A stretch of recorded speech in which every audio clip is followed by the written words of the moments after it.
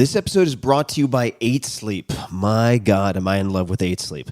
Good sleep is the ultimate game changer. More than 30% of Americans struggle with sleep, and I'm a member of that sad group. Temperature is one of the main causes of poor sleep, and heat has always been my nemesis. I've suffered for decades, tossing and turning, throwing blankets off, putting them back on, and repeating ad nauseum. But now, I am falling asleep in record time, faster than ever. Why? Because I'm using a simple device called the Pod Pro Cover by 8 Sleep. It's the easiest and fastest way to sleep at the perfect temperature. It pairs dynamic cooling and heating with biometric tracking to offer the most advanced but most user-friendly solution on the market. I polled all of you guys on social media about the best tools for sleep, enhancing sleep, and 8 Sleep was by far and away the crowd favorite. I mean, people were just raving fans of this. So I used it, and here we are. Add the Pod Pro cover to your current mattress and start sleeping as cool as 55 degrees Fahrenheit or as hot as 110 degrees Fahrenheit. It also splits your bed in half, so your partner can choose a totally different temperature. My girlfriend runs hot all the time. She doesn't need cooling. She loves the heat, and we can have our own bespoke temperatures on either side, which is exactly what we're doing. Now, for me, and for many people, the result, 8 Sleep users fall asleep up to 32% faster, reduce sleep interruptions by up to 40%, and get more restful sleep overall. I can personally attest to this because I track it in all sorts of ways. It's the total solution for enhanced recovery, so you can take on the next day feeling refreshed. And now, my dear listeners, that's you guys, you can get $250 off of the Pod Pro cover. That's a lot. Simply go to 8sleep.com/Tim or use code TIM. That's 8, all spelled out, EIGHT, sleep.com/Tim, or use coupon code TIM, T-I-M. 8sleep.com/Tim for $250 off your Pod Pro cover.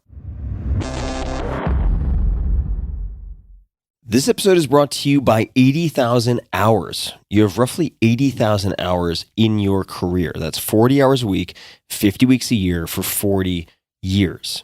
They add up and are one of your biggest opportunities, if not the biggest opportunity, to make a positive impact on the world. In other words, if you want to make the best use of your 80,000 hours until we wrap up this show called Life, where should you start?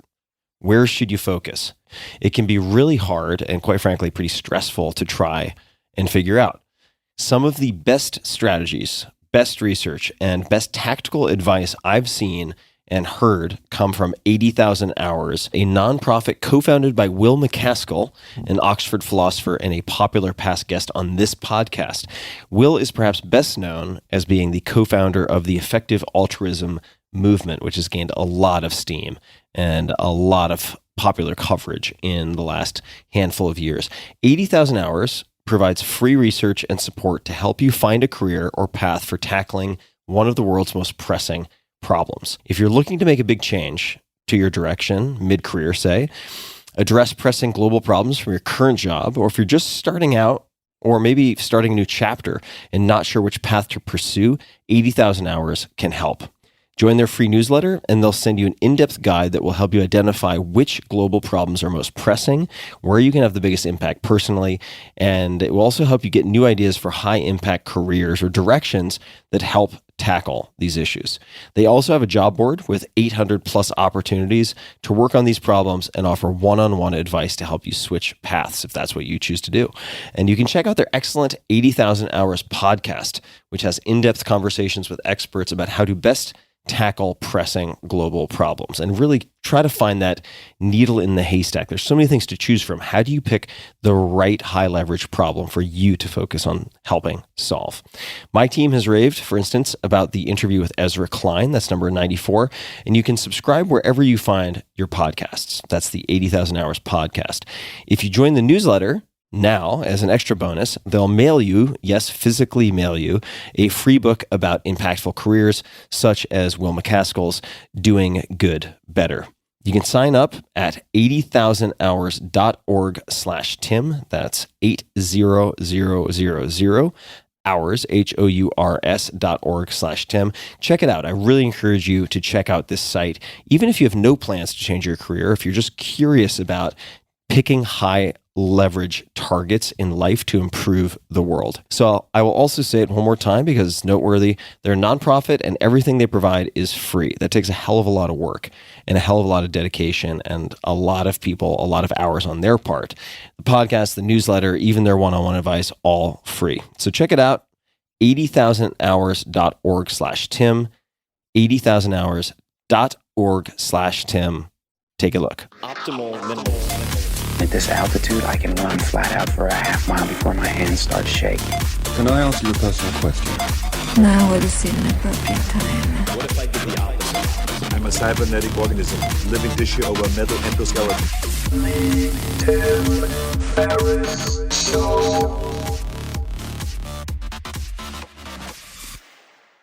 Hello, boys and girls, ladies and germs. This is Tim Ferriss, and welcome to another episode of The Tim Ferriss Show, where it is my job every episode to deconstruct world-class performers, to try to tease out the habits, mental frameworks, lessons learned, life stories that you can somehow apply to your own lives. And my guest today is a living legend. I have been wanting to interview her for so long, probably more than a decade, Margaret Atwood. Margaret Atwood is the author of more than 50 books of fiction, poetry, critical essays, and graphic novels. Dearly, her first collection of poetry in over a decade, was published November 2020. Her latest novel, The Testaments, is a co-winner of the 2019 Booker Prize.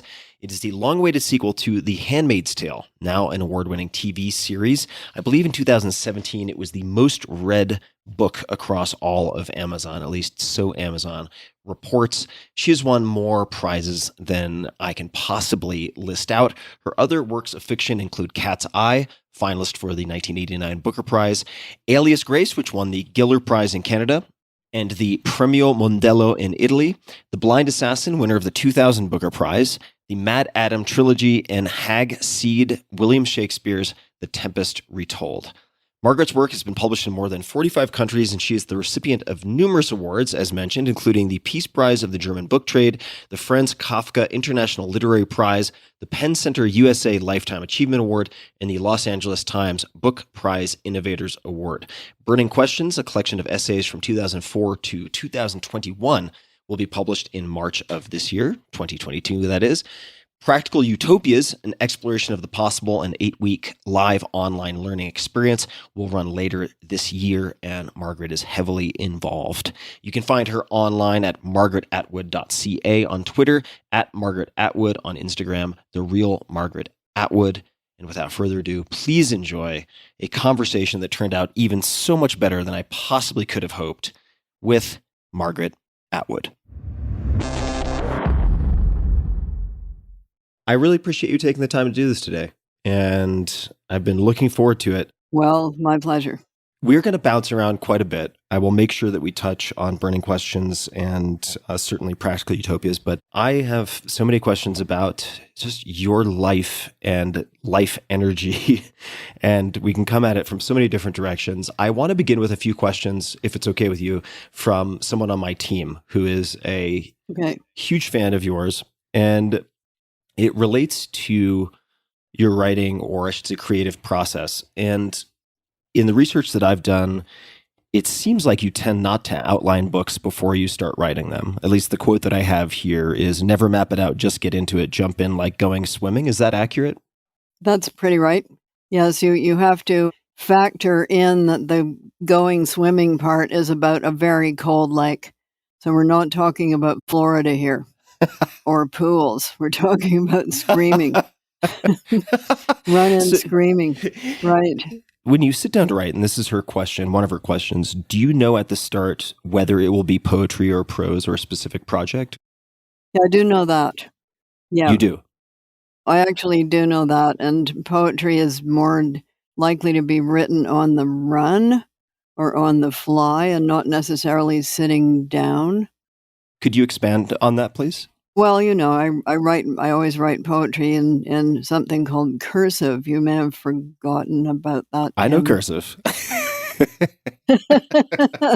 Apparently, they're not always teaching cursive to young people. So we're going to have a whole generation who don't know how to sign their names. They will only know how to print their names. Anyway, yes, cursive, which we were all taught in school with scratchy little metal nibs that you dipped in inkwells. You probably didn't do that because they probably had ballpoints by your day. I used ballpoints, but my grandfather was he was in part a calligrapher, so I spent a lot of time around inkwells. Oh, extremely classy. Yeah, very classy. Yes, I've bought several calligraphy sets intending to use them, but Tim, I haven't used them yet. But I'm going to. I'm going to do that. If we look at the poetry and the prose, do they come from different places within yourself? Do they have a different feeling? It's my theory, but you can't ever test it out without great cruelty. Guess what? Cats don't write poetry or anything else. So it has to be people that you would practice the great cruelty on. Mm. So you would have to wire up their heads.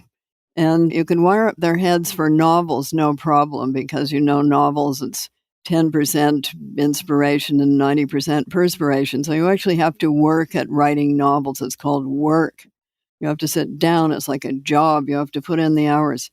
But with poetry, it's exactly the opposite. You don't know when something may strike you. And that's why poets are so annoying to people who are not poets, because they'll be looking out the window and you'll say, "Could you please mow the lawn?" And they'll say, "Shh, shh, don't interrupt. No, go away."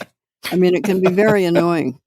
We understand why poets often have quite interesting lives, but I was lucky to be able to do both. So people think I'm moderately sane in the bell curve of poets and novelists with, let's say, well, I don't know. I mean, I guess a lot of novelists drank a lot too, but let us say that poets are often, let's say, their life trajectory is frequently more erratic than that of novelists.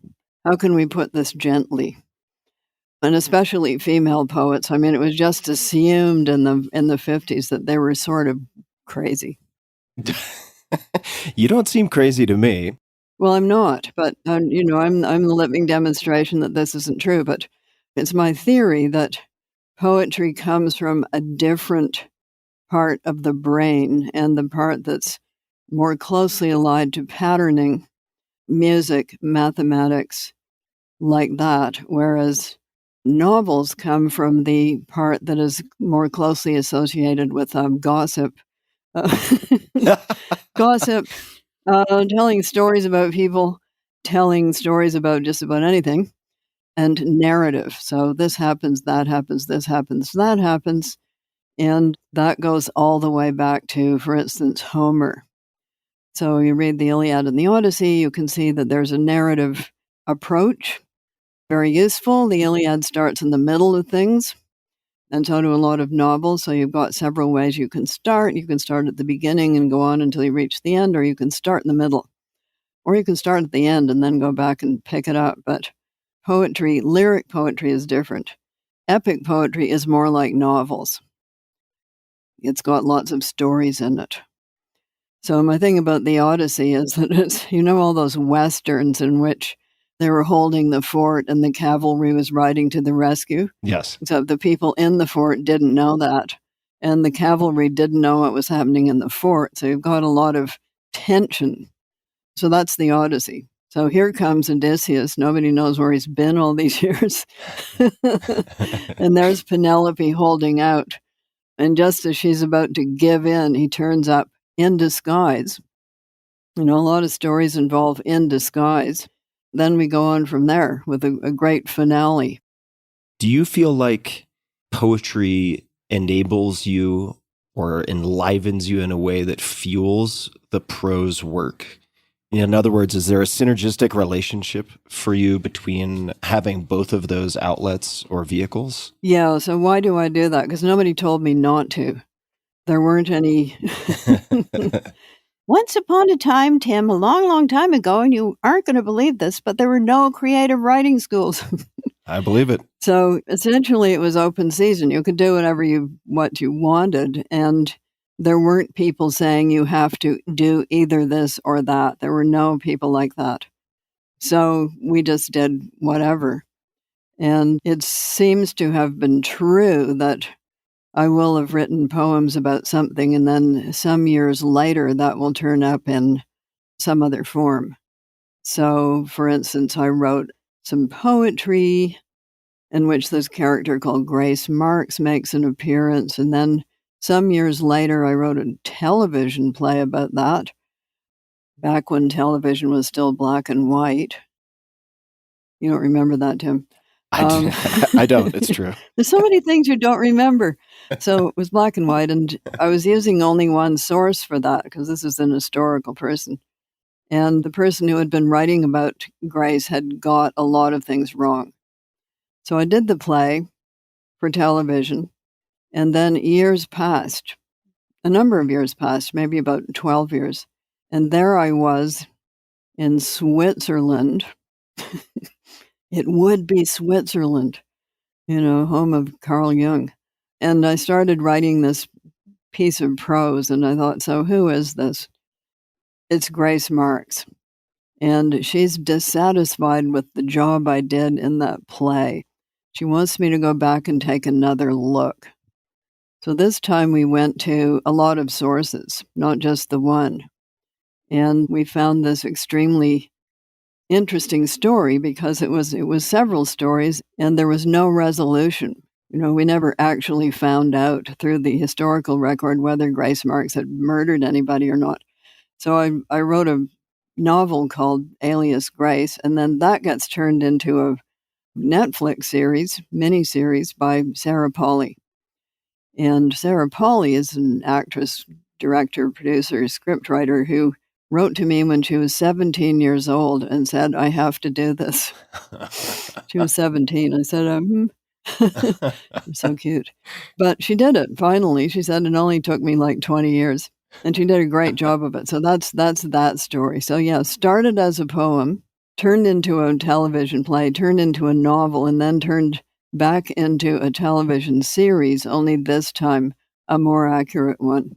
I'm already having so much fun. I have to ask you, I'm going to put all of my questions aside. I have just pages and pages of notes and plans and research, and I'm going to push it all aside for a second just to ask, what are the things that you do, if anything, maybe it's just out of the box genetics, you could speak to that too, to maintain such a vital life energy at 82 years young? Because I'm looking for any playbook, and I don't know how much of it is nature versus nurture, but I would just love any tips from the field, because I've been impressed with watching videos of you. Certainly, it's entirely more impressive to be having the conversation with you. What are some of your other activities or things that you do? Let's begin with the genetics. My mom lived to 97. My dad, not quite so long, 86. But my mom was they were both very curious about things. So there's always something new coming along. And you may have noticed that I dabble in those things from Yes. time to time because I'm interested in them. I want to know how they work. I want to know there's a good and a bad for every human technology that we make. I want to know what's the upside, what's the downside, cost benefit, but also what are people using this for? Because it's so frequently that we invent something for one purpose and then people find a whole different purpose for it, or lots of purposes. For instance, Velcro. I invented Velcro, had no idea what it was for. But now we know it's for putting on your shoes, Tim. So curiosity, genetics, curiosity. And if you want to go to the astrology, we can do that too. Oh, wow. I didn't see that coming, but yes, let's go to the astrology. Of course you didn't. Yeah, so what do I know about astrology? Because a long, long time ago, I was in English literature, and I was a Victorianist. And one of the things that you had to know for the kind of English literature that I was in at that time, which began with Anglo-Saxon and ended with T.S. Eliot, was people's world views. And especially as you get into the Renaissance, that's what people believed. They believed in astrology. They believed in palmistry, which is connected. And therefore, it was interesting to know about things because you could, for instance, look at a portrait, a Renaissance portrait, and look at the rings on the fingers, because what fingers those rings were on meant something to the people looking at the picture. And the positions of the hands meant something. So, like this. You see a lot of saints going like this. Let me see if I can show you. Yes. Got it. So it's sort of palm and you facing see a lot in. of. Well, no, it's the little finger. Oh, It's I the see. little What are you finger doing that's with your? separate from the Oh, I rest of the see. hand. I see. Oh, Yes. yeah. We did that too, you know. Oh, this is the Vulcan. We go live well and prosper. So Yes, exactly. yeah, so our hand gestures still mean things, but our hand gestures have changed over the years. Anyway, back into the Renaissance, they believed in astrology, and that's when the tarot cards arise. So if you were studying T.S. Eliot, you had to know something about the tarot because it turns up in the wasteland. So lucky me, I had somebody called Yetska Sibisma living below me when I was living in an apartment. And she was from Holland. And she was studying Hieronymus Bosch, the painter. And it was her thesis back in 1969 that these funny little figures in Hieronymus Bosch's weird paintings were not figments of his Freudian subconscious, but they were astrological symbols. So she set about demonstrating that, and during the long, cold Edmonton winter nights, when nobody went out because it was very slippery and cold, and people's car tires froze in squares, Yetska Sibisma taught me astrology and palmistry. So I know those things. So if you want to do the astrology, we can go there, Tim. I do. Well, with that type of lead-in, Okay. I can't say no. Okay. All I need to tell you is Gemini rising, and you will know what that means. I will not know what that means. I need a Okay. footnote. You will not know what that means. Okay, very curious, Tim. Very curious and a bit flighty. So do you identify then with your Gemini rising assessment? Would you agree with the astrological read of yourself? Oh, it kind of doesn't matter whether I agree or not. It is what it is. I just throw it out there for you because you wanted an explanation as to why I'm always sticking my nose into things and what keeps me going. So what keeps me going is you never know. And the other thing that keeps me going is don't open that door. Why not? I'm going to open the door. Is the you never know a reference to why not trying something new? Is that what that means, or does it mean something else? Yes, it means that. Exactly, it means that. So just to go a little deeper into the astrology, the governing planet of Gemini is Hermes, okay, otherwise known as Mercury. And what is Hermes the god of? I was going to say handbags, but I don't have my mythology. No, handbags get into it. They get into it. There's a reason it's called. Okay, thieves, jokes, money, communications, travel. He's the opener and closer of doors, the guarder of secrets, also the revealer of secrets, and the only one of the gods that can go down to the underworld and return from it. So he is the conductor of souls to the underworld. And as you'll recall, Tim, from the end of the Odyssey, when Of course. when Odysseus shoots all these people, he shoots a lot of them, really. Good shot. It is Hermes who conducts these souls to the underworld. He's what we call a psychopomp, a conductor of souls to the underworld. So people in my configuration are very interested in plumbing, the sewer system, underwear, thieves, criminals, secrets, and anything that's buried. Like that. So that's where the curiosity comes in. Let's dig this up. Let's dig this up. Well, you mentioned Hermes, and aside from the handbag reference, which was only partially joking. That's pretty good. Hermes governs money. I mean, it all makes sense. Yeah, for those people listening who are offended, Hermes, I get it. But the opening and closing of doors, the opener and closer of doors, it made me think of a book that I really enjoyed called Trickster Makes This World. Great book. I know the author. Yeah. Oh, really? Lewis Hyde. So I loved that book. Well, have you read The Gift, his first book? The Gift didn't grab me in the same way, although I know many, many, many people who would put that up in their top 3, 5 books in terms of influence in their lives. So I should probably give it another shot. Well, I think Trickster Makes This World is more pertinent to you. Oh, as a trickster. I'm just going to let that float in the I like that. air. So Yes. Well, I like this is a business that you're in. You're in that side of the Hermes constellation. Oh. So the Gift, on the other hand, is very useful for people going into the arts because it differentiates quite clearly the world of commerce from the world of the arts. Although if you're in the arts, you may get your inspiration as a gift, but at some point you have to go through the valley of the shadow of commerce to get to the other side, where your thing, whatever it is, turns back into a gift in the hands of the recipient, say the ideal reader. So you write the book that's in the world of gift. It then gets turned into this thing with pages and everything, and it gets something called sold. So it's in the world of commerce. But somebody who then reads your book, on the other hand, and loves it, doesn't say, well, I didn't get $22.95 worth out of this book. I mean, some people do, but usually they don't say that. Whereas they might say that about an automobile that they bought. You know, the seat belts don't work. I want you to fix them. You do that with things that you have bought. But things that you have received as a gift, you do not do that too. Mm. You do, however, have obligations towards gifts. You need to pass them on. You do not keep them. You need to either give somebody else a gift or pass on the gift that you have received in some way. So I do recommend it if you want to understand some of the odd ways of artists.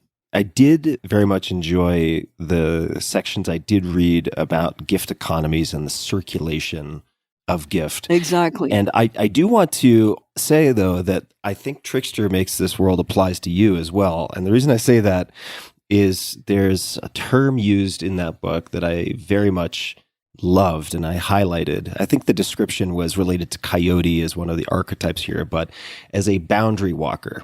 And I view you also as a boundary walker between the present and the possible. I've, in the course of doing research for this conversation, read about the different ways we could look at the semantics of, say, science fiction on some other planet with creatures never before seen versus, say, speculative fiction, where you're taking something that exists or is in the process of it becoming and then taking it a few steps out.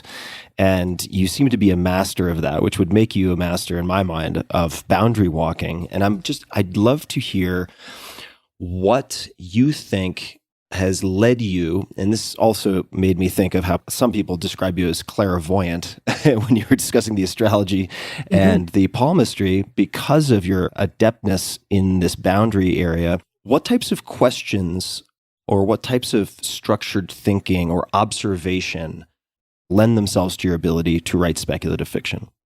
Okay, you might say the lack of the qualities that make it difficult for me to write science fiction. Sure. Which I read a lot of, plus dragons. You know, I'm keen on dragons, but I just cannot do them.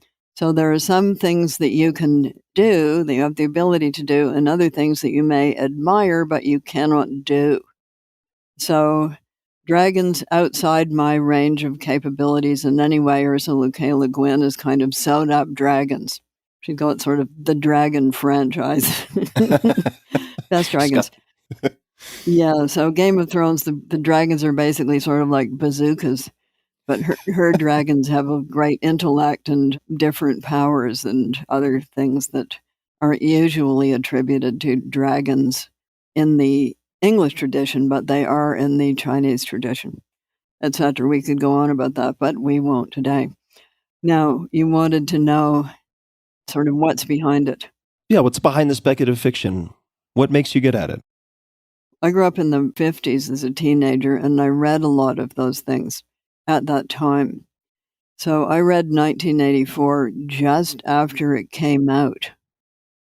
So I read it in the paperback version with the typically sleazy cover of the early 50s. They put classics into these quite, what shall we say about those covers?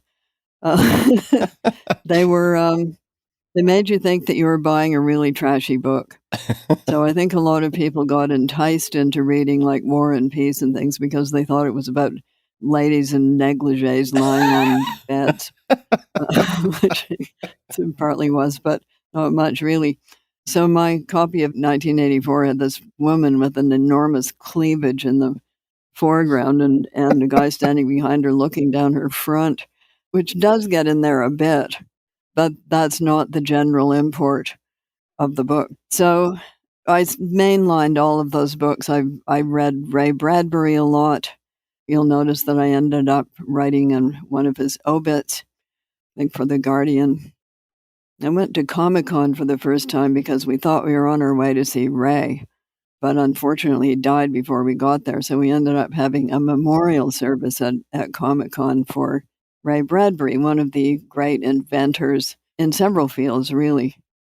So read all of those things. John Wyndham, I was reading in the 50s. And I think what you read as a teenage person often goes on to influence what you are then writing when you're able to, when you have the skills. So I think I had it in my mind for a while. I would like to write a 1984 only with women, like that. So meanwhile, along comes Ursula K. and a number of other people that I was following. So really, it's partly what you're drawn to and partly what you have the skills to do. As I say, I can't do dragons. Well, I can't do dragons or speculative fiction, so you have me beat. I can't do podcasts, Well, podcasts are just ephemera in the mist. I think that your works will have much more permanence, but I can hope that someday the audio will have the same, get locked in the amber in the same way that words are. I'm sure it will. Just a quick thanks to one of our sponsors, and we'll be right back to the show. This episode is brought to you by LinkedIn Jobs. Today, many small business owners like me are busier than ever. Time spent searching for and interviewing candidates can take time away from managing and, most importantly, growing your business. That's why LinkedIn Jobs has made it easier to get to the candidates worth interviewing faster and for free. Create a free job post in minutes on LinkedIn Jobs to reach your network and beyond to the world's largest professional network of more than 770 million people. Focus on candidates with the skills and experience you need, and use screening questions to get your role in front of only the most qualified people. Then, use the simple tools on LinkedIn Jobs to quickly filter and prioritize who you'd like to interview and hire. It's why small businesses rate LinkedIn Jobs #1 in delivering quality hires over leading competitors. LinkedIn Jobs helps you find the candidates worth interviewing faster. Did you know every week, nearly 40 million job seekers visit LinkedIn?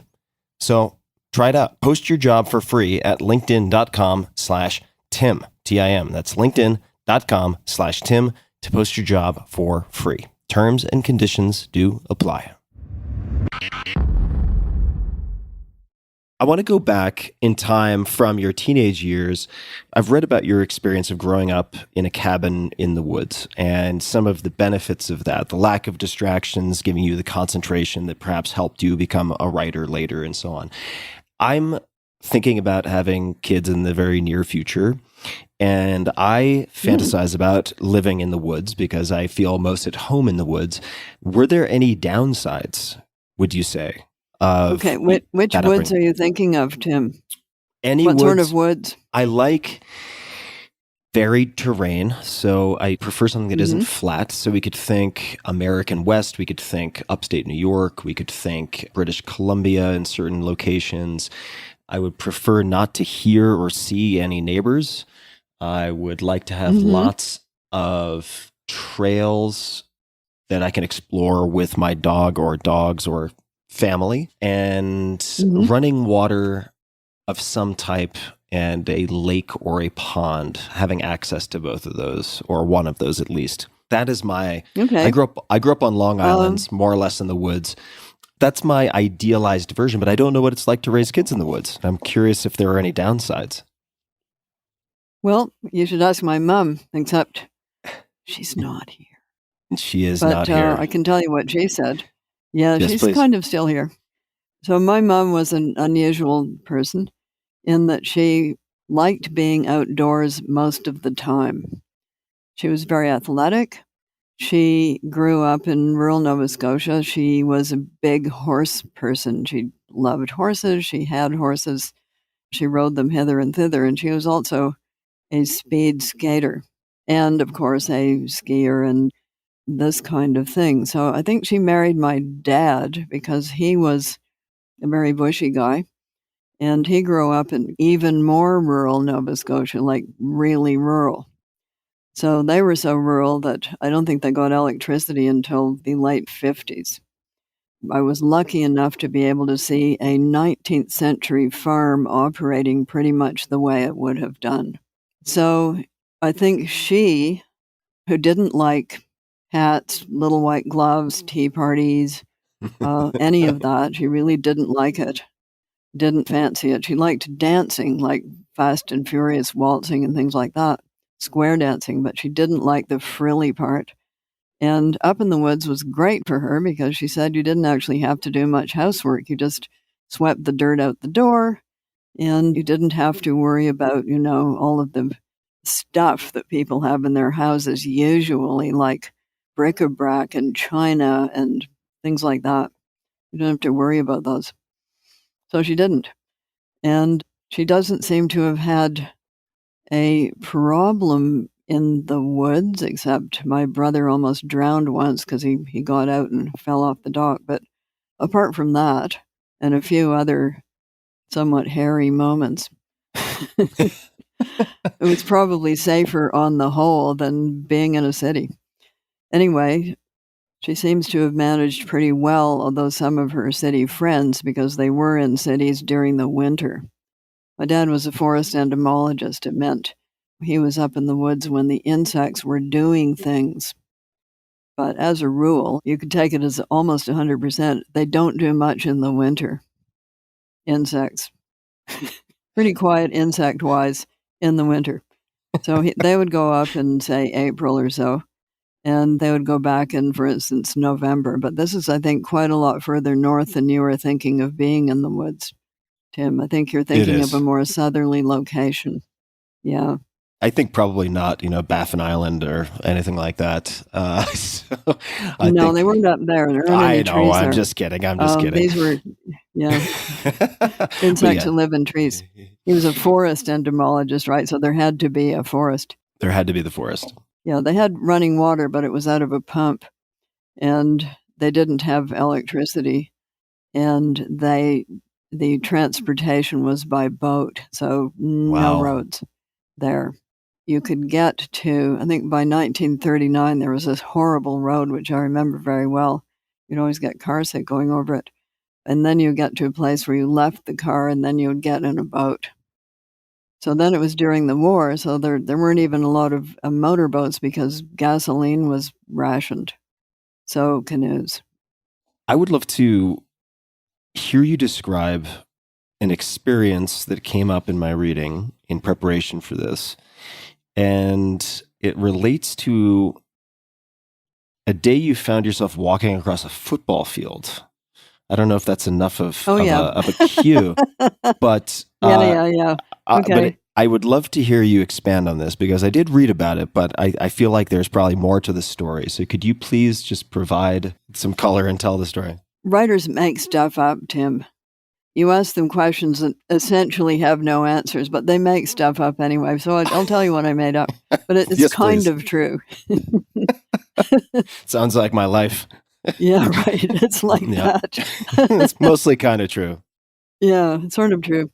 Your previous question, what did growing up in the woods have to do with being a writer? There wasn't anything to do except when it was raining, except reading, writing, and drawing. So there were no other things to do, like no theaters, no schools, no television, no, what else can you think of? None of those things. So therefore, I fixated on writing pretty early. And it was a narrative family. People told stories. And my older brother was a gung-ho writer. He wrote lots of things at that age. He turned into a scientist, but he was very narrative when he was, say, 10, 9. Anyway, back to the football field. There I am, having written my first novel at the age of 7, it was about an ant. Some structural difficulties there, Tim, because ants don't do anything until they're in the fourth stage of their life. So they don't do anything when they're an egg. They don't do anything when they're a larva. They do nothing when they're a pupa. And it's only when you get to, the last part of the story that they actually have any legs. So I don't start books that way anymore, Tim, but I did then. So then I stopped writing. I took to drawing. I drew a lot. Then I ended up in high school at slightly too early an age. They skipped people then. I think they've stopped doing that. So I was 12 and some of the people in my class were almost 16 because they failed people then, Tim. Yeah. So it was a slightly daunting experience, I but can imagine. things evened out after that. Yes, I was quite short. I'm still quite In short. fact, I'm still quite short. Yeah. People got bigger. For a while, I was sort of normal size, but that's no longer true. There's all these, enormous kids who drank a lot of milk with vitamins in it. Anyway, there I was in high school. I love my grade 11 teacher. That would be the third year of high school. What do you call that? I guess junior year. What do you guys call it? Fifth form? I don't know if you use the British system. I have no idea. Yeah. No, that's English. Yeah. What do you guys call it in Canada? Well, we called it different grades, like 9, 10, 11, 12, and in those days 13, but they've done away with that. Yeah, we would call it 11th or junior year. Mm-hmm. Junior, yeah. So my great English teacher, who I put in a book, because she was so peculiar, people go back and they do documentaries about you, right? And usually the teacher says, oh, yes, I could see instantly great, brilliant Sean right out of her head. And I could tell she was, slated for greatness. But she told the truth. She said she showed no particular ability in my class, which was true. I didn't show any particular ability in her class. And I had no idea then that I was going to be a writer. Didn't strike me until the next year when I had a different English teacher who I've also put into a story because she was a legend in her own time. She took hold of the people in her class and she yanked them through the curriculum. No matter what, she got us through. And her name was Miss Bessie Billings. And she made the immortal comment, because I showed her one of my poems. She said, I don't understand this at all, dear, so it must be good. So wonderful. I love it. That is great. Yeah, so I started writing poetry in grade 12. And the story I tell about that is that I was crossing the football field in a pink princess line dress that I had sewed myself. A work of art, Tim. You don't know what that is, do you? Oh, well, I can envision, based on some of the words, what it might look like. Princess line. It had these panels and then it sort of flared out. Anyway, it was great. Loved it. It had a beautiful sort of button on the front, which I still have. I'd made a terrible mistake. I'd gone into home economics instead of the secretarial sciences, which I should have done. Had I known, I would have done that, and then I would know how to touch type, which I don't. And it's too late now, Tim. So there I was in my pink princess line dress crossing the football field, and a poem occurred to me. It wasn't a very good poem, but it was a poem. I was very excited about it. And this is how these things start. You write some pretty terrible poetry that you're very excited about. And luckily, there's nobody there to tell you this is really terrible poetry. And then you go on from there. What did it feel like when this poem came to you? I mean, the line. Now, you can tell me how much of this is revisionist history and storytelling and how much of it is a reflection of your experience. But, quote, a large invisible thumb descended from the sky. It's the eureka moment, Tim. Yeah, a big thumb came out of the sky. You believe that? What else would you like me to tell you that you will also believe? I already asked about astrology, so you got me. Yeah, you can tell me anything. It was very interesting to me. And I had been trying out these potential careers, like I was going to be a painter, and then I revised that. I was going to be a fashion designer, and then I revised that. And I went into home economics because in the textbook that was called Guidance, in grade 9, you were supposed to decide what your career was going to be. Can you imagine? Who knows anything when they're that old? Yeah. So not the me. guidance textbook had 5 things that girls could do, and they did not include astrophysicist. Let's see if you can guess what they were in 1952. I think I can, but I'm cheating. Nurse, secretary, school teacher, airline stewardess, as Yes. they were known, and home economist. You've read what I wrote. Bad I cheater. have. I know. I am a bad cheater. I am, or a very good cheater. I don't know. Well, you didn't get away with it. Yeah, I know. That's what was on offer. And being a mercenary child, I looked up what they made. Because I did grow up in a family in which it was expected that you would support yourself. So the home economists made the most, believe it or not. So I went into that. But then I decided, no, this is not for me. I'm going to be a biologist. I was going to be a botanist because I was actually quite good at it. But then along came this writing, much to my parents' dismay, but being the bite your tongue kind of parents, I think they just hoped it would be a phase. I would grow out of it. It's been a long phase, it would seem. A phase, yeah. Well, they did say the very practical thing right off the bat. They said, well, how are you going to support yourself? I said, I'll get a job, which I did. I got lots of jobs. And then my mother said rather caustically, if you're going to be a writer, you better learn to spell. And I said, others will do that for me. And they have. Now we have spell check. All good things come to those who wait, I guess. That's true. You were right. You were right. I had to wait a while. But yeah, it panned out. So you wrote, if I'm getting the chronology right, you wrote for 16 years before you could make a living out of it. You had all these different jobs, That's right. as you mentioned, as a cashier in a coffee shop and many others. I was bad at that. Over those 16 years, were you maintaining the belief that someday it would pay the bills and you would be able to make a living out of it? Or was it just a labor of love while you did these other things? Oh, the writing? Yes. You mean, did I ever think I would make a living out of it? No. People in my age group, in my country at that time, didn't think that way. They might have thought that way in the 30s and even in the 40s, where there were a couple of bestsellers written by people in our country. But right after the war, during the 50s, a couple of things had happened. And one of them was that the paperback book industry had taken off. I think it started with the Penguin in the UK, and then it was pocketbooks.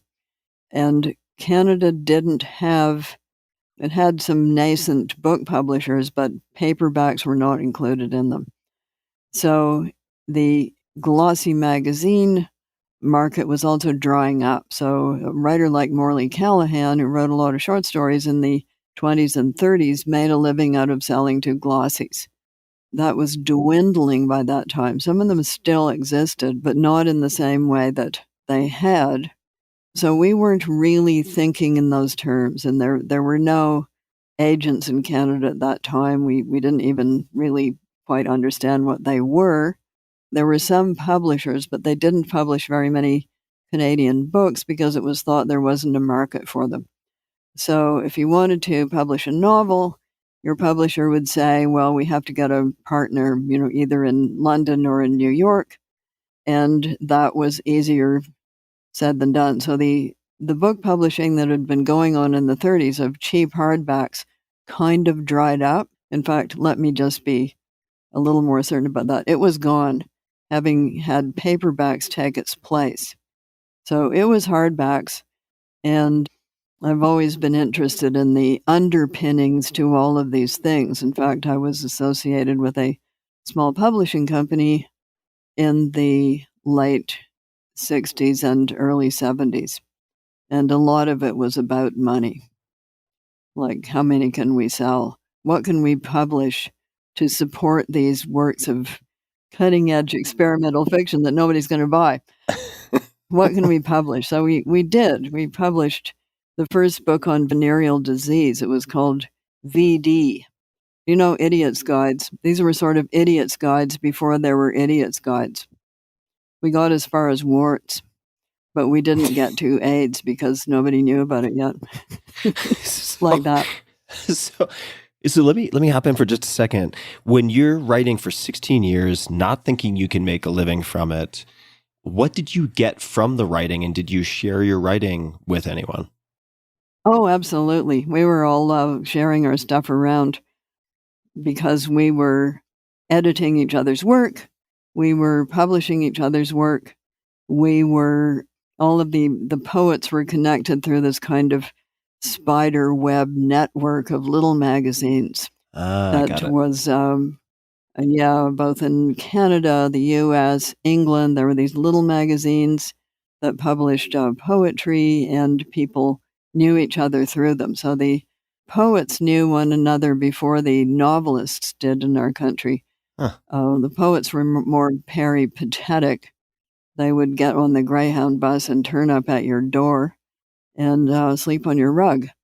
And you, in your turn, might get on the Greyhound bus and turn up at somebody else's door and sleep on their rug. So it was a sort of a rug exchange of poets.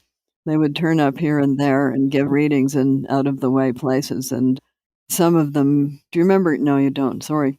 Coffee shop readings. No, I know coffee shops. No, I do. I have been to a coffee shop reading. Well, a different kind of coffee shops. Let me not say shops. It should be houses.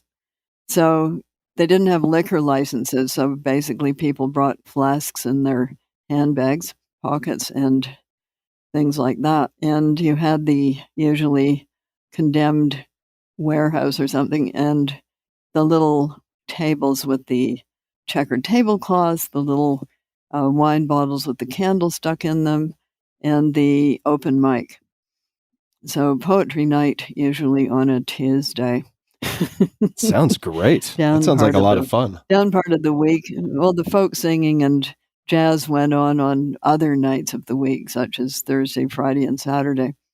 That's how they, supported the poetry readings. So we did that in the early 60s. And then the poetry readings spread to universities, some of them, and then to bookstores. They decided that they could do that too. And the big festivals didn't start happening until the mid-70s, I would say. All of these festivals that you see proliferating like mushrooms all around, or you did see it before COVID, they didn't exist yet. They sprang up out of this subculture of coffee houses.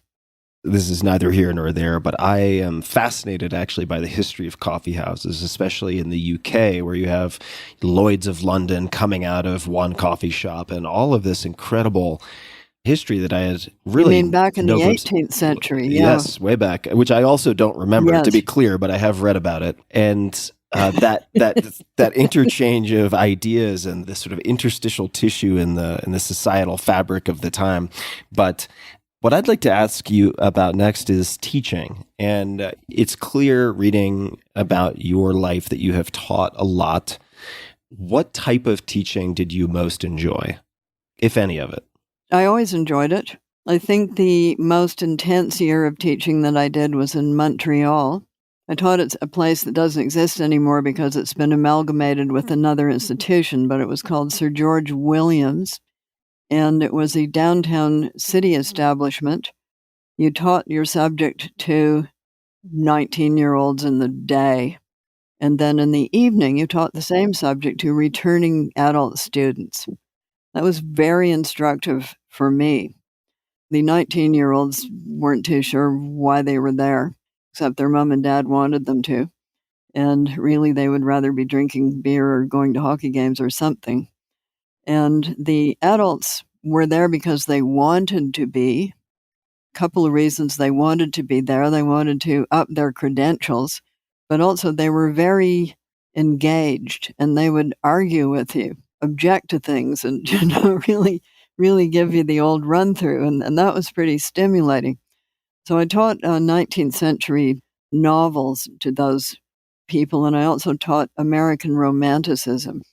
And it was they who gave me a button that said, "Moby Dick is not a social disease."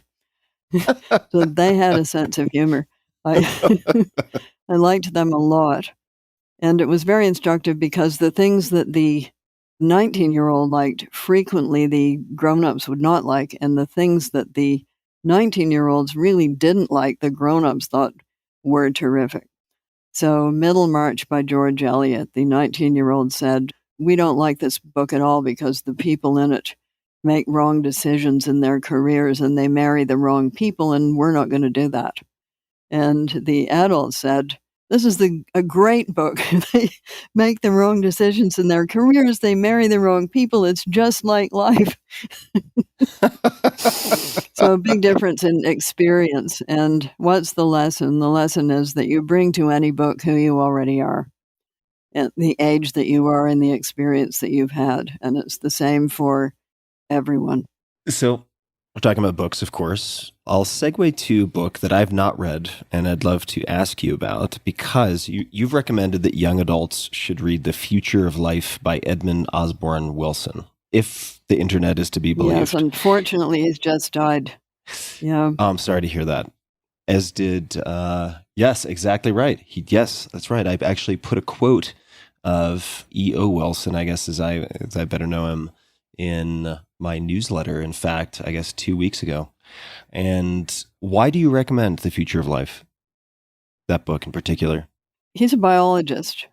Yeah, he's a biologist. I was familiar with his work from an early period because, of course, he was an entomologist. He was an ant guy, and my dad started out as a bee guy. And as you will know from your deep study of entomology, those are both Hymenoptera. So my dad was very interested in his work on ants, and I read it pretty early on. I followed him along, and I was, in fact, the reviewer for his only novel. And you can probably find that review in the New York Review of Books. And I was well equipped to do it because I knew about ants. And the central section of that book, which is The Life and Death of an Ant Colony, is the most gripping one. You think, wow, this is so epic. What is going on here? It's like the sack of Troy. I actually knew him a bit. I'd met him. I thought he was very interesting. And he was a huge advocate for the future of life on Earth, and an early advocate. And a lot of the early advocates for the kinds of things that we are now very concerned about now, they came from the world of biology.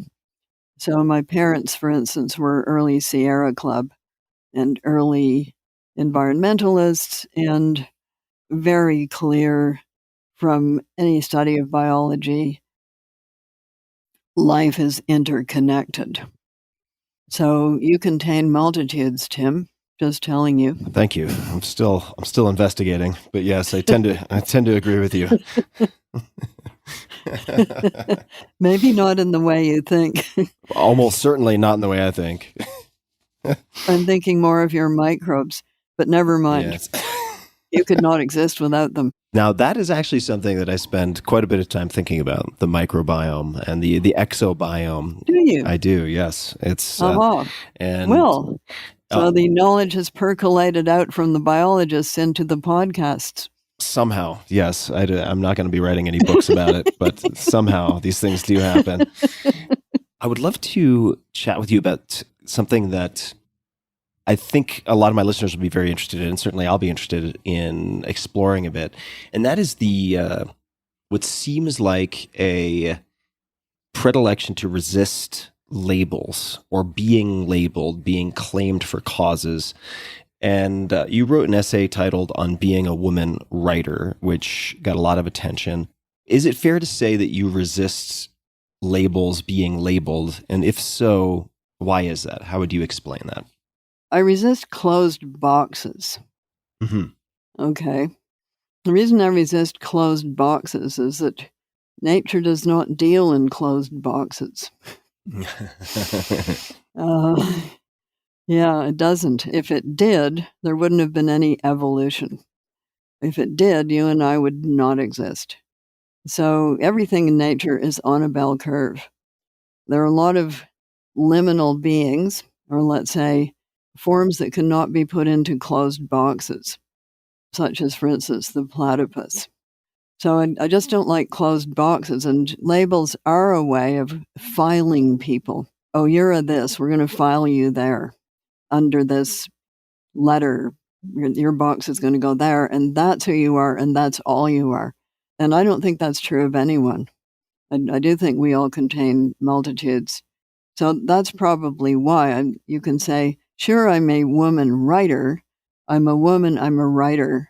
But that's not the end of the story. There have been a lot of women writers, and not all of them are exactly like me. So we don't, you can put a general heading over something, just as you can put a general heading over science fiction, speculative fiction, stories about werewolves, Dracula, Frankenstein, ghost stories. They're all wonder tales. You can call them all wonder tales. So you can call all women writers, but that's not the end of the story. There's a lot of other things that can be added to that. So Dracula is not the same as War of the Worlds. They're both wonder tales, but they're very different like that. So sure, let's say woman writer 82, generational, okay. Country, city, height, hair, curly. That's important, Tim. So like that. So you can build out the picture. You can start with a few labels, but it's not the whole story for anybody. And if you're a novelist, of course, you deal in individuals. So you're not just doing types. Does that make any sense to you? It makes perfect sense. It makes perfect sense. I think that labels are also dangerous because if you assume them for yourself, you're more inclined, if you get attached to them, to want to defend those labels as a facet or as the sole entirety of your identity. And that's, I think, how we end up in a lot of the places where we find ourselves collectively now. Yeah, well, people attach labels to other people and then they attack the label. And that has been going on for at least, 5,000 years, as far as we know. A few years. Yeah, quite a few years. So that's a thing that if we wish to live in a multiple democracy, we should attempt to go beyond labels. And of course, what people then go is, well, you're a feminist. And then I always have to say, what kind of feminist are you talking about? Because there's at least 75 different kinds. So am I the kind that thinks all men should be rounded up and shoved off a cliff, except for 10% kept for breeding? No, I am not that kind. You will be happy to know, Tim. Yes, thank I you. think you're happy to know. No, I said you don't want to be kept for breeding, do you? I want to No, be kept for breeding. Yes, please keep me for breeding. No, you don't. Maybe not. Maybe not. It really depends on how that's all organized. Yeah, I should probably think more before I answer these types of things. But you strike me as a very joyful person. Before we started recording, I said I didn't want to bore you, and you said I'm never bored. One might say, and again, this is applying a label, but that you've long been interested in what people might consider dystopian literature. You seem to be a connoisseur of possibly dystopian speculative fiction. Utopian too, yeah. Utopian. Do you consider yourself, Yeah. and I am asking you to use a label, so pardon me, but generally speaking, an optimistic or hopeful person? I think hope is built in on a very fundamental level to human beings because we get up in the morning and if we thought it was going to be a horrible day every day, we probably wouldn't bother doing that. Yeah. So some people are afflicted, they've got depression and it's just a horrible thing to live with. So there is a difference between sad and being depressed. So of course I'm sad about various things, but I'm hopeful about our species in that although we have lots of downsides, which we know about through history and looking around you and reading dystopian fiction, we know we're capable of really awful things. We're also capable of really pretty wonderful things, and we're smart and inventive. So yes, we're facing a climate crisis. It's real. We're also inventing a lot of things. having to do with that. We are looking at the problem and we are coming up with solutions. And that's very interesting to me, and it's why I'm doing this program called Practical Utopias. So the 19th century was a big century of utopias. They wrote a lot of them because they had made so many improvements already in the 19th century that they thought, well, this is just going to go on and it's going to get better and better and better. But then along comes the First World War, bloodshed, slaughter, mustard gas, and all kinds of awful things. And then along come various totalitarianisms and the Second World War. So people aren't writing utopias much in the 20th century. They're writing a lot of dystopias. Things could get much worse instead of things could be a lot better. So I'm doing practical utopias to bring together a lot of this thinking that's been going on about not how to make a utopia in which everything is perfect. We don't get to have that. Human beings are different, fallible, and they don't always agree on what is better. But we're going to have to think of different ways to live if we are going to overcome the crisis that is facing us. And short form is the oceans die, we're gone. Sorry. We're going to have to deal with that, Tim. Let's expand on practical utopias. So practical utopias, and then the subheading or description and exploration of the possible. This is an 8-week, if I understand correctly, live online learning experience.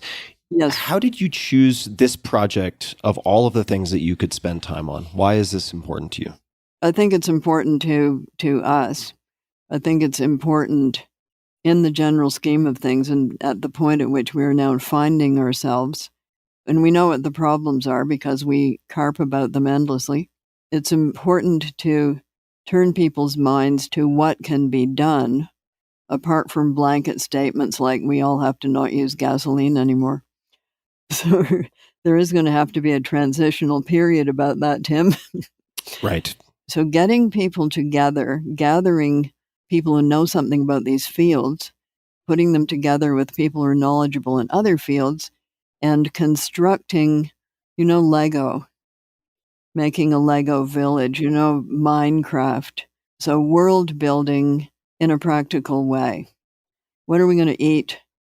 What sort of clothes are we going to wear? What are they going to be made out of? What sort of houses will we live in?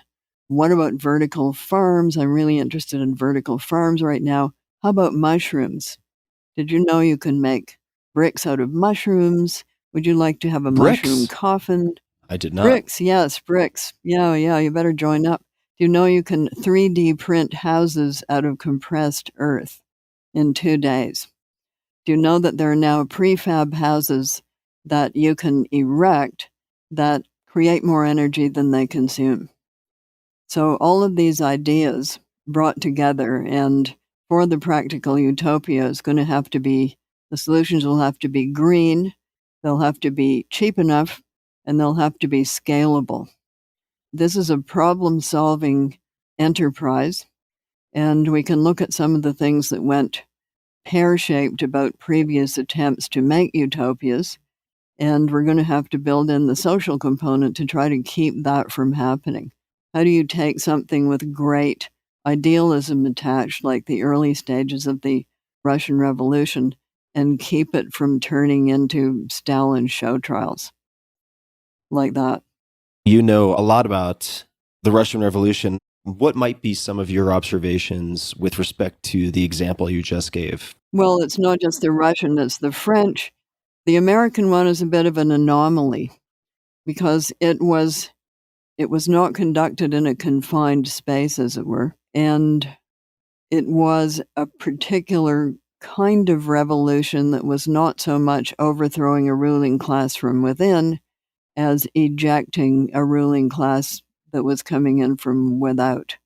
So that's a different kind of thing. So with the French and the Russian, they were toppling a ruling class from within. And the way that both of those things went is very interesting to me. And then you find you reach a point where it all falls apart. I mean, the other example, of course, is Hitler and Mussolini on the right. The French and the Russian, I guess you would say, were from the left. So how do you keep those things from sort of falling apart and turning into the terror and the show trials and the Cultural Revolution and things like that? In fact, one of these books, no, it's not under there anymore. It's around here somewhere. It's over here. Great book on the Chinese Cultural Revolution by a guy who was there. What's the title? The World Turned Upside Down. Mm-hmm. The World Turned Upside Down. It's by Yang Jisheng. Yeah. The most interesting part for me is how they went about toppling the Gang of Four. They actually did meet in houses and write things on little pieces of paper, which they then burned because they were convinced their houses were bugged, which they were. So high drama, sort of George Smiley territory. You know what? There have been multiple times when you have said, do you remember that? And then you said, of course you don't, because I was not alive. Who is George Smiley? I'm going to admit ignorance on this one. George Smiley is John le Carré's Tinker Tailor Soldier Spy. Got it. MI6 guy who sets out to catch a mole from within the intelligence service. What was the film? It's a TV series starring Alec Guinness, who's very good at it too. From about the 70s, early 70s. You can find it with a cursory search of web streamers. There's a fantastic film. Depths of the Cold War. That's the Cold War. There's another film that might sort of tie into that example. One of my favorite films, actually, certainly for a long period of time, called The Lives of Others, which was about the monitoring of East Berlin residents by the Stasi. Incredible film. You bet. So I lived in West Berlin in 1984 and went across to East Berlin and also Czechoslovakia and also Poland. Very instructive. You had to be quite careful how you talked to people if they would talk to you. And those three countries were very different. So the one that was sewed up the tightest was East Germany. The one that was quite loosey-goosey was Poland. So you're going to be bringing your life experience, your study of history, to bear on Practical Utopias. How many other people are involved? What does the structure look like? Are there so we're doing it with a platform called Disco, which is an interactive live learning platform. It's structured so that they give you the tools. So you know what Substack is? I do. So Substack gives you the tools to basically publish your own newspaper, and Disco gives you the tools to do your own live learning experience. There are other kinds of learning experience, which are like TED Talks and things, and Masterclass, which I did one of.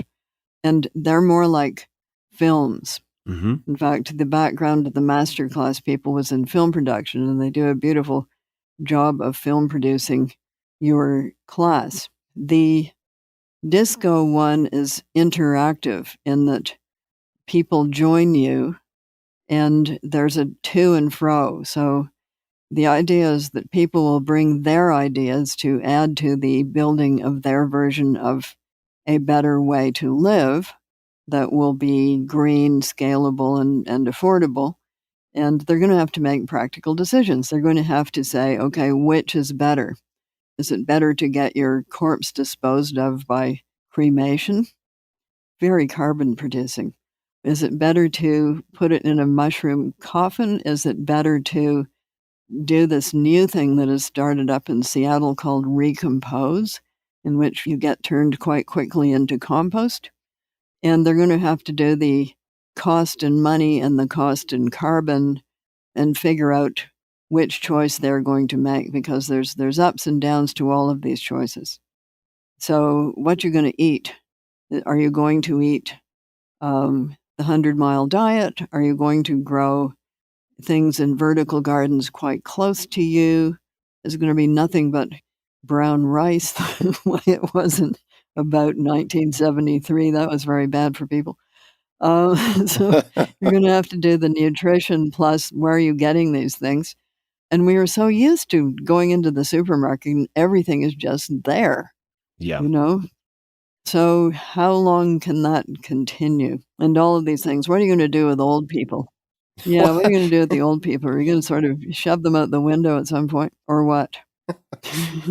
Well, I'll make you a deal. If I am kept as one of the 10 or 20% of males for breeding, I will prevent them from throwing you out the window. So I will, we can strike a bargain.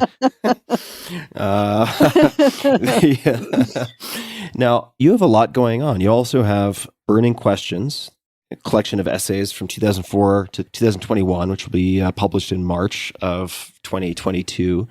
Could you tell us more about Burning Questions? So it's the third in the series. There's been two other collections of essays. The first one was called Second Words because it was mostly book reviews. Did a lot of book reviews at that time. The second one was called Moving Targets, and that took us up to 2004.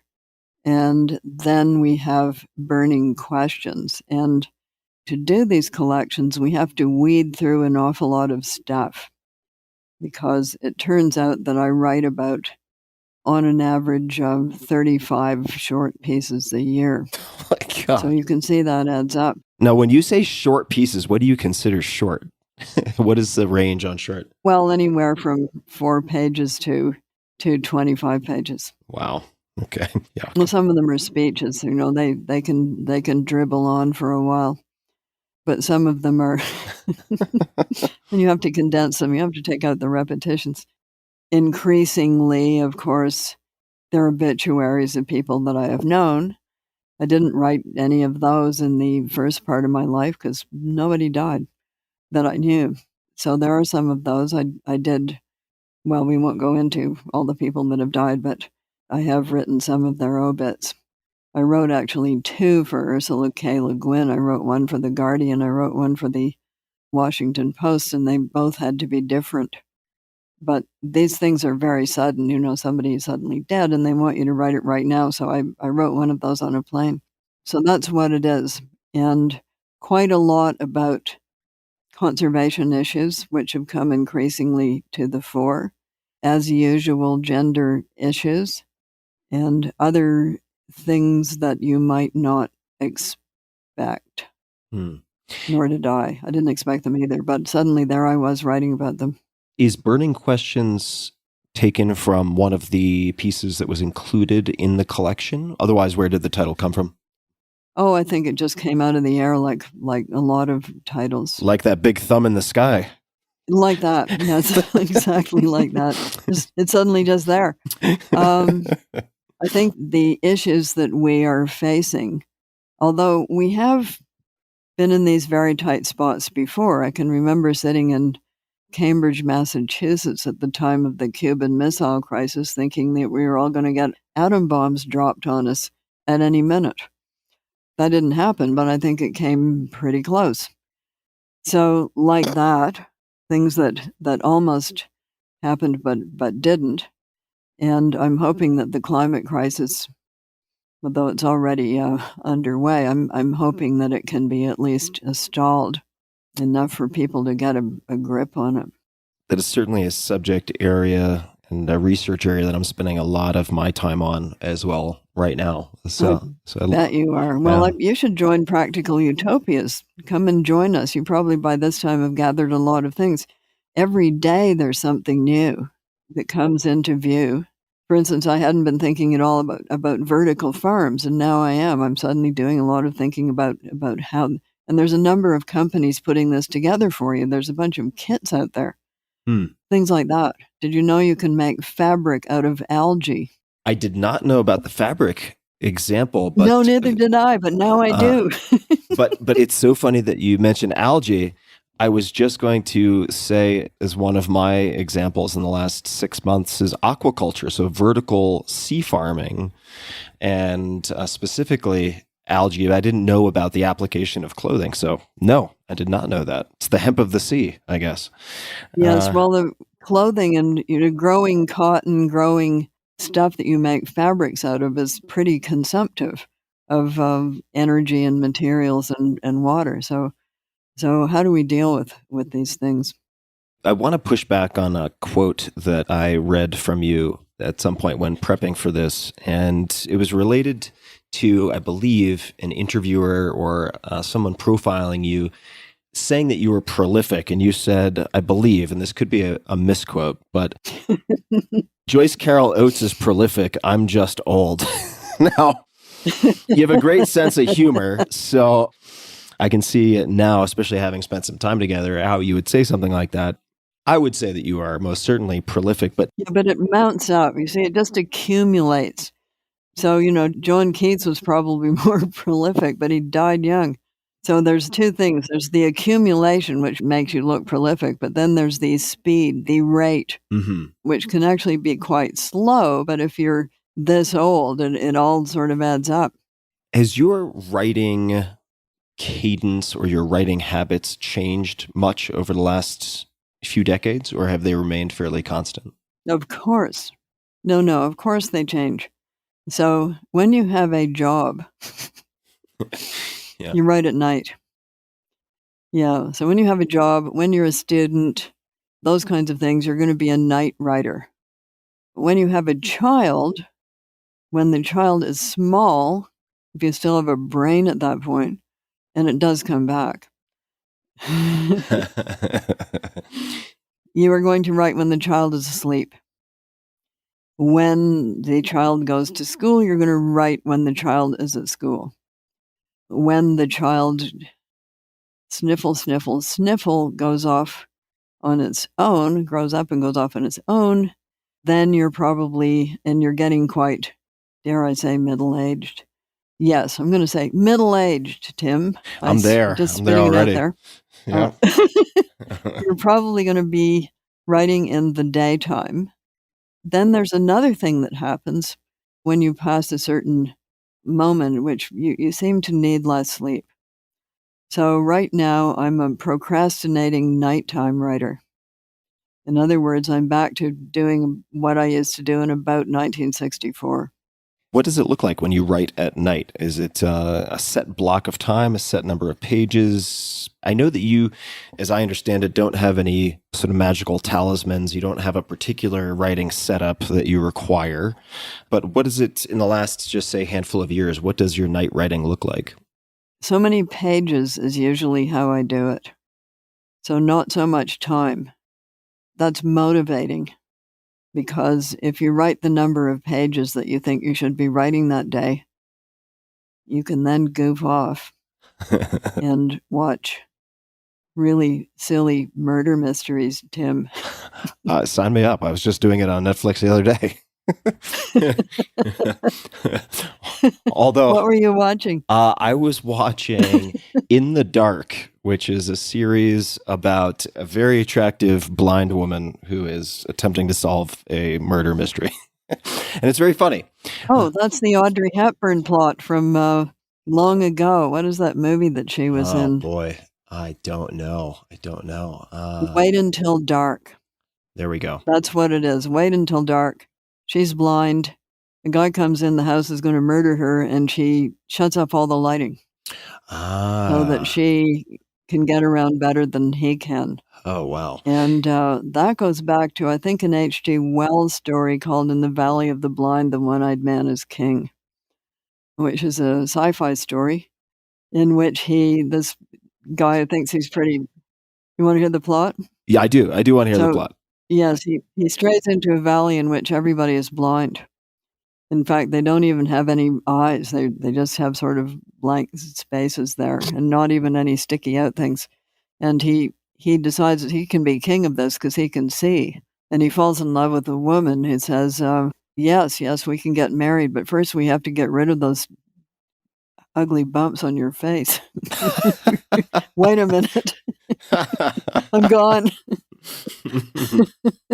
It makes me think of that Twilight Zone episode. I can't recall the name of the episode, but it's very sort of antisocial. I guess this is sort of a redundant way to put it, but misanthrope, this man who wears glasses, who survives the end of the world, and now he can be alone and read all of his books, and he steps on his own glasses at the end of the episode. Oh no.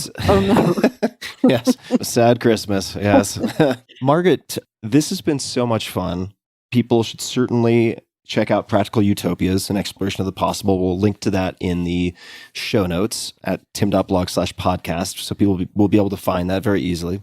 We had to move it along to launching in September because we got there's too much input. So we just needed a bit more time. And we also decided to add a low-cost NFT. Mm. You know what an NFT I do. is? I do know what an NFT is. You do? Well, we're doing them. At first they said, let's do one of those. And I said, we can't do that because they consume too much energy, like a lot. So they went out and they found one that doesn't. It consumes the same amount of energy as a tweet. And it is called a TEZOS. Oh, Tezos. Yes. Tezos. I know Yes. Tezos. Mm-hmm. Yes. You do. What do you know about it, Tim? Well, I know that many creatives, artists of different types, decide to use Tezos, and by extension, some of them use a marketplace called Hen. There are different tools and platforms related to this, but it is an alternative for those who are seeking a less energy intensive way of engaging with the NFT, non-fungible token space. So what we are doing, we're hiring graphic illustrators to draw the utopias.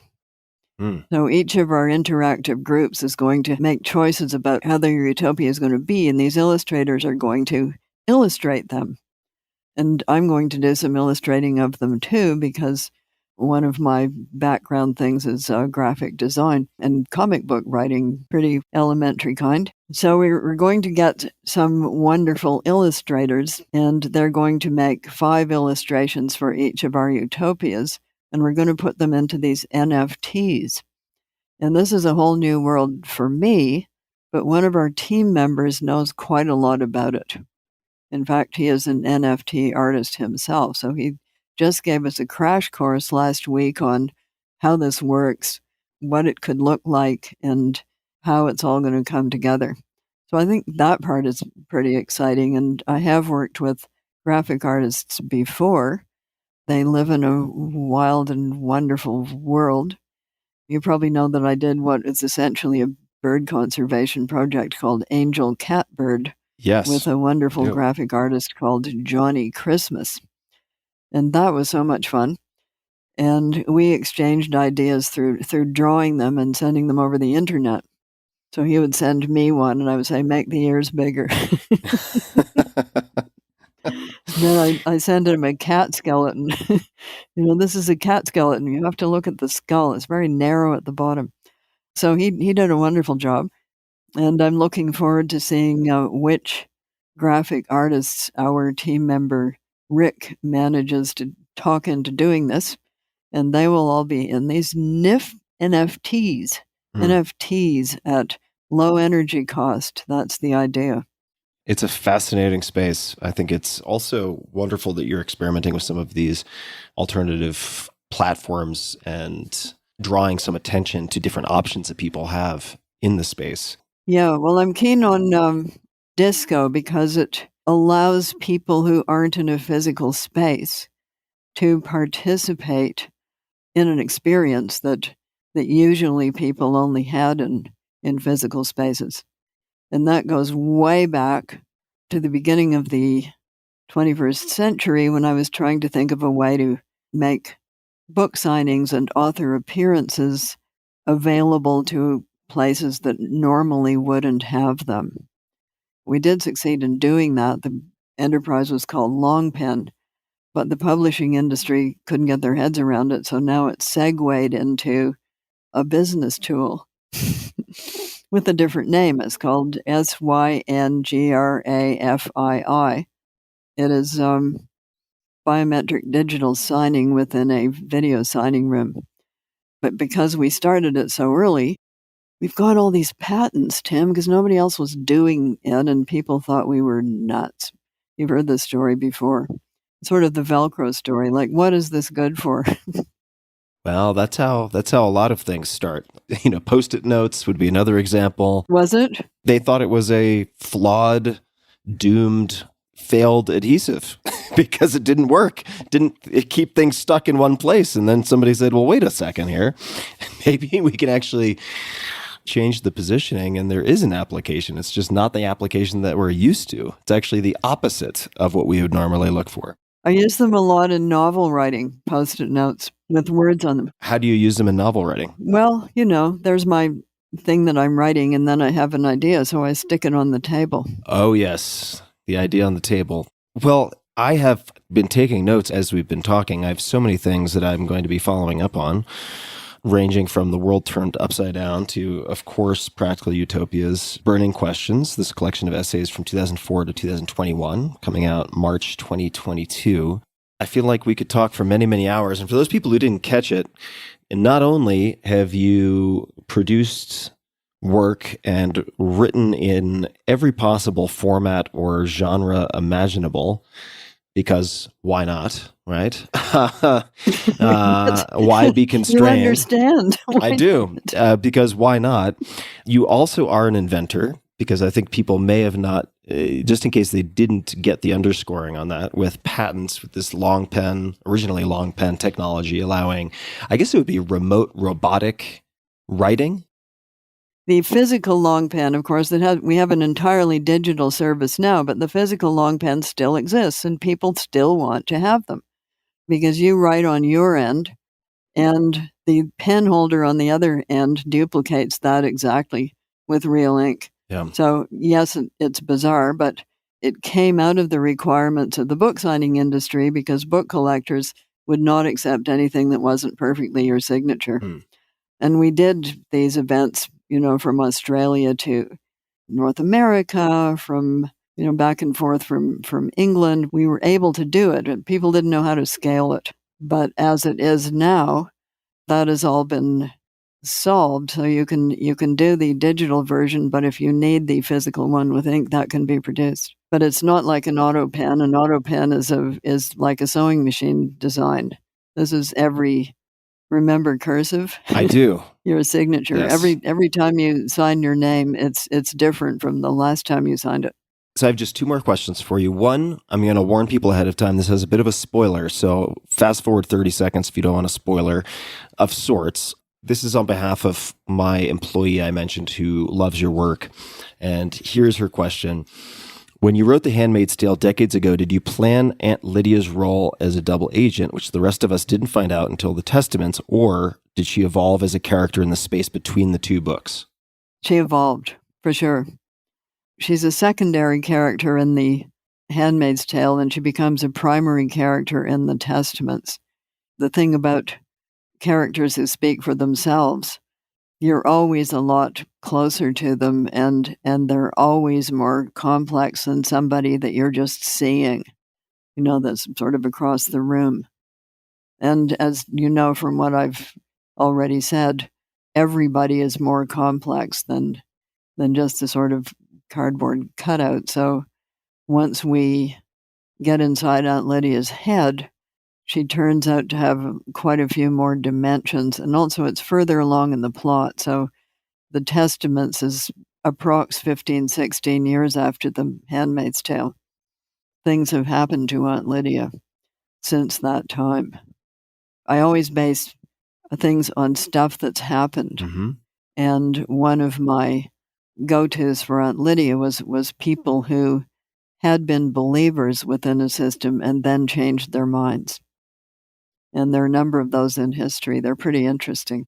And how do you go about doing research for characters like those in history? Or were those already examples you had in mind and therefore you didn't have to go digging for them? Were they already references in your head, or did you do research?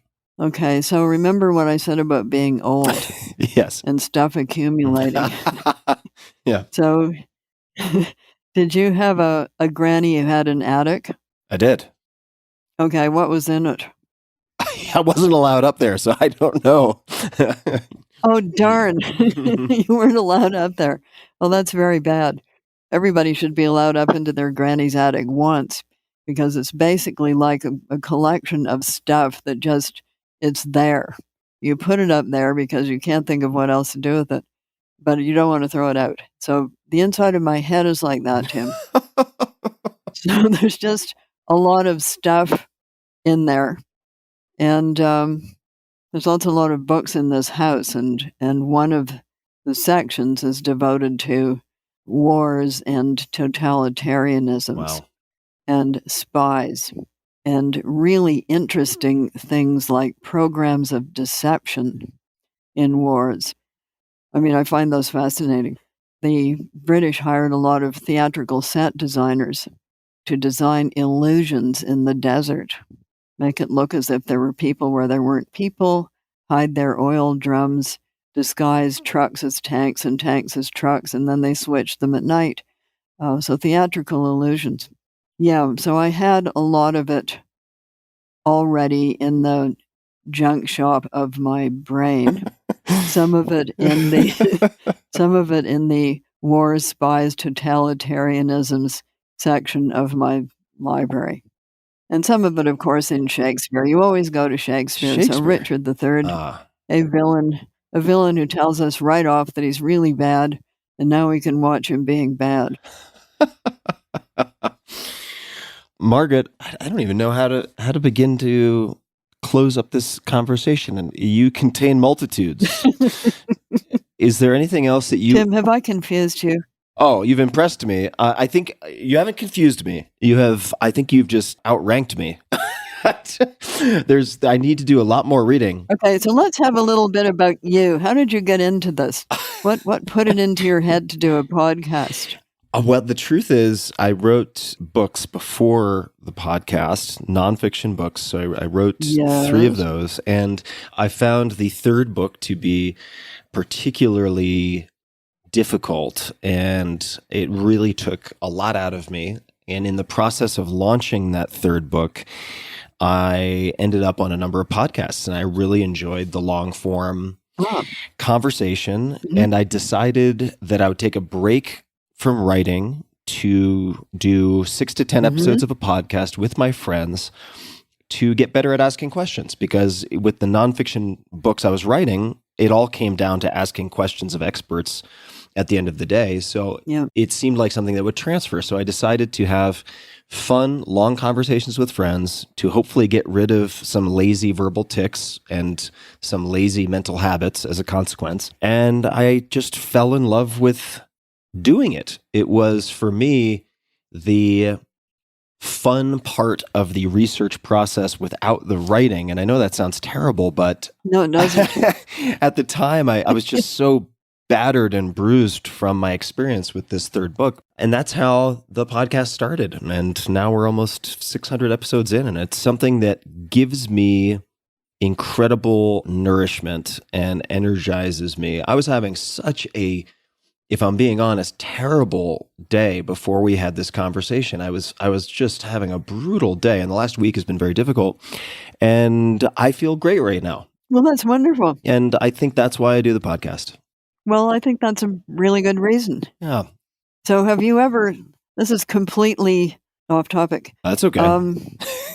Do you know anything about dictation apps in which you talk into the microphone and then it turns into text? I would like to start using such a program because a friend of mine, a new friend named Noah Feldman, who's a professor at Harvard Law School, is he's just a prodigious talent and an incredible writer. And he uses, I want to say, Dragon, which might have been previously known as Dragon Naturally Speaking, to draft everything that he writes, articles, books, and so on. Why do you ask? Well, typing is hard. Typing is hard. Especially if you can't touch type. Especially if you can't touch type, which I can't, I have to look. So you know that they said of Henry James, there are 3 Henry Jameses, James the First, James the Second, and the Old Pretender. But late Henry James dictated. Did you know that? I did not know that. Yeah. So people used to dictate to stenographers, but I don't think those people exist anymore. But And also, it would be a bit inhibiting because there'd be another person in the room. Don't you think? It would be inhibiting, So, yes. Yeah, we knew a person a long time ago who wrote romance novels and also drank, and she used to sit behind a screen and dictate her romance novels to a stenographer. Like a confessional. And she would be dictating away, and she would say, no, she was dictating romance novels. Oh, yeah, like the confessional. The voice would come from behind the screen, and she would say, and Letitia with her flashing green eyes, and the stenographer would say, a couple of pages ago, her eyes were blue. Well, change them. So maybe I need a person like that. Yeah. So you're saying I should drink and use some dictation software? Is that, if I'm hearing I'm you? not telling. No, not you. No. You're not writing flashing-eyed romance novels. No, you don't need to do that. But I think if you have an iPad, I think you can do this, right? Yeah. Oh, for sure. I've been meaning to test the software. Do you use dictation software or anything like that? Not yet. That's why I'm asking you. Well, I'll test it out for you. I'll test it. Noah is a true believer, and he is extremely smart. He says it takes a little while. We were just texting about this the other week, in fact, to work out the kinks and get comfortable. But he has, I believe it's carpal tunnel or some type of issue with his hands and his lower arms, whereby he really can't sit and type for long periods of time. But he's a true believer with the dictation software. So I give you my word, I will test it out, and I will let you know how the experiment goes and what my pro and con evaluation is. Yeah. So I do write a lot in longhand, and I could just read the longhand rather than having to transcribe it. Oh yeah. I think that's a brilliant idea. I'll test the software and let you know, because I need someone to hold me accountable. So I will do that. I'll make that commitment. It's going to be me holding you accountable. Well, I know that I've made a promise, and now even if you forget who I am tomorrow, I will still feel badly if I don't do it. So I will download some form of transcription software, and I will test it out and let you know how that goes. Great. And is there anything else you would like to say, share, questions you'd like to ask, requests of my audience, complaints about the podcast you'd like to lodge publicly? Can you come over and shovel the snow off my roof? If I would love to, but I don't think I'm terribly close by. If I were closer by, I would be happy to do that. Where are you, Tim? I am actually in the mountains, and there is quite a bit of snow. It's going to start snowing again very soon, and I just love it here. Are you there to go skiing? I'm absolutely skiing. I'm going on a backcountry trip tomorrow for my first time to learn how to skin, which I have never done before, which is putting on almost like a shark skin condom on your skis so you can go uphill, and then you take them off and you have alpine skiing. I'll be doing that for a few days. And I find the geography and the ecology here to be just stunning. It is unlike any place I've ever spent an extended period of time. My girlfriend's family is here. She grew up here. So that's another reason that I'm here. And it's spectacular. Just being immersed in the enormity of nature here is calming for me. I'm reading a book right now called Arctic Dreams by Barry Lopez. He was a friend. Oh, he was. Yeah. So one of my little write-ups in Burning Questions is Barry. He passed away so recently, and I was so sad. Imagine that.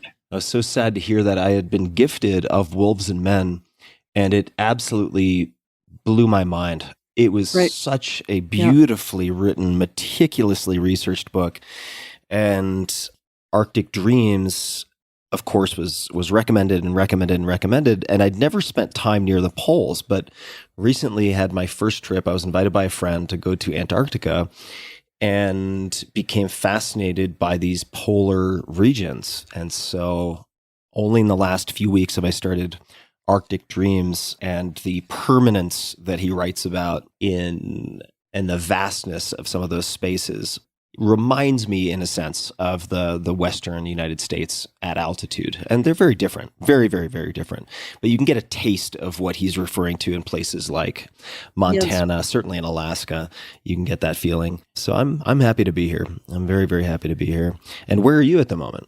I'm sitting in my study, which you can see in the background, in Toronto, but I made it down from the woods just in time for this interview. We had a blizzard yesterday, so I was supposed to come down yesterday, but we did not take that chance and made it down, passing 12 stuck buses on the way.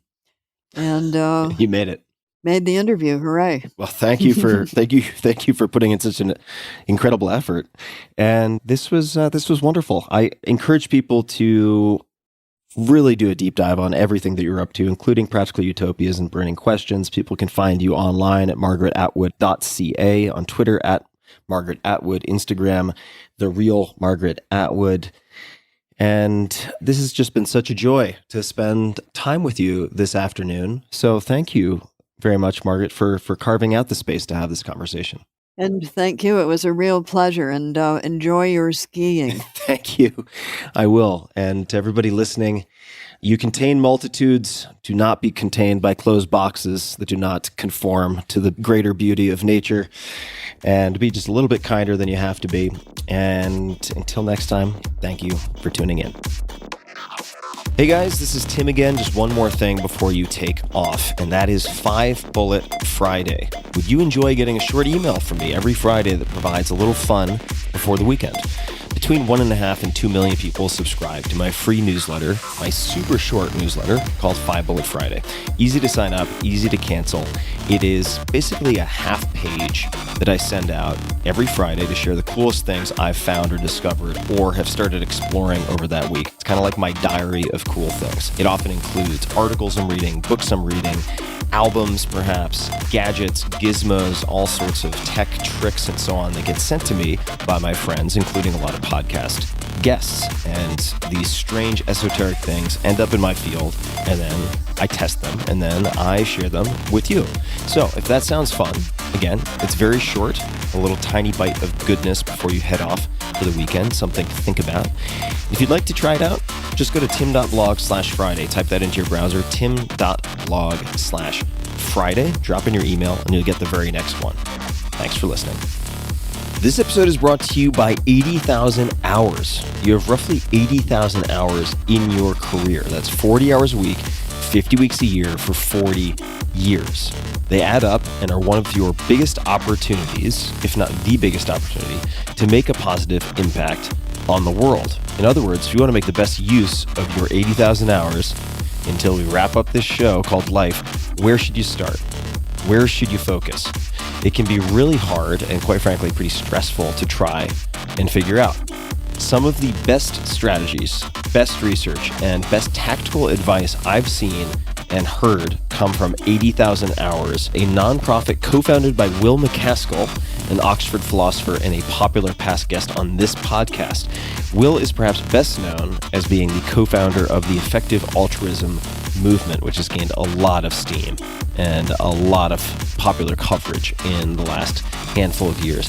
80,000 Hours provides free research and support to help you find a career or path for tackling one of the world's most pressing problems. If you're looking to make a big change to your direction, mid-career say, address pressing global problems from your current job, or if you're just starting out or maybe starting a new chapter and not sure which path to pursue, 80,000 Hours can help. Join their free newsletter, and they'll send you an in-depth guide that will help you identify which global problems are most pressing, where you can have the biggest impact personally, and it will also help you get new ideas for high-impact careers or directions that help tackle these issues. They also have a job board with 800 plus opportunities to work on these problems and offer one-on-one advice to help you switch paths if that's what you choose to do. And you can check out their excellent 80,000 Hours podcast, which has in-depth conversations with experts about how to best tackle pressing global problems and really try to find that needle in the haystack. There's so many things to choose from. How do you pick the right high leverage problem for you to focus on helping solve? My team has raved, for instance, about the interview with Ezra Klein. That's number 94. And you can subscribe wherever you find your podcasts. That's the 80,000 Hours podcast. If you join the newsletter now, as an extra bonus, they'll mail you, yes, physically mail you, a free book about impactful careers, such as Will MacAskill's Doing Good Better. You can sign up at 80,000hours.org/Tim. That's 80000 hours, HOURS.org/Tim. Check it out. I really encourage you to check out this site, even if you have no plans to change your career, if you're just curious about picking high leverage targets in life to improve the world. So I will also say it one more time because it's noteworthy. They're a nonprofit and everything they provide is free. That takes a hell of a lot of work and a hell of a lot of dedication and a lot of people, a lot of hours on their part. The podcast, the newsletter, even their one-on-one advice, all free. So check it out, 80,000hours.org/Tim, 80,000hours.org/Tim. Take a look. This episode is brought to you by 8 Sleep. My God, am I in love with 8 Sleep. Good sleep is the ultimate game changer. More than 30% of Americans struggle with sleep, and I'm a member of that sad group. Temperature is one of the main causes of poor sleep, and heat has always been my nemesis. I've suffered for decades, tossing and turning, throwing blankets off, putting them back on, and repeating ad nauseum. But now, I am falling asleep in record time, faster than ever. Why? Because I'm using a simple device called the Pod Pro Cover by 8 Sleep. It's the easiest and fastest way to sleep at the perfect temperature. It pairs dynamic cooling and heating with biometric tracking to offer the most advanced but most user-friendly solution on the market.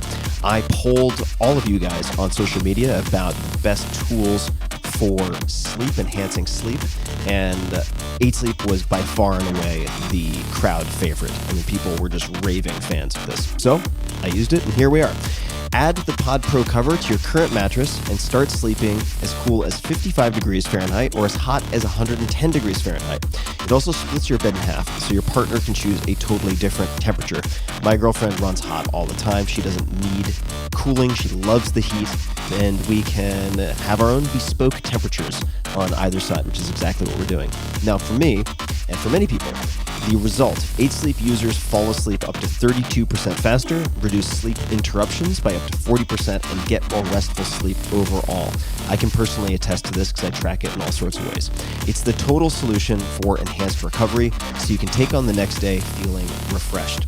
And now, my dear listeners, that's you guys, you can get $250 off of the Pod Pro cover. That's a lot. Simply go to 8sleep.com/Tim or use code TIM. That's 8, all spelled out, EIGHT, sleep.com/Tim, or use coupon code TIM, TIM. 8sleep.com/Tim for $250 off your Pod Pro cover.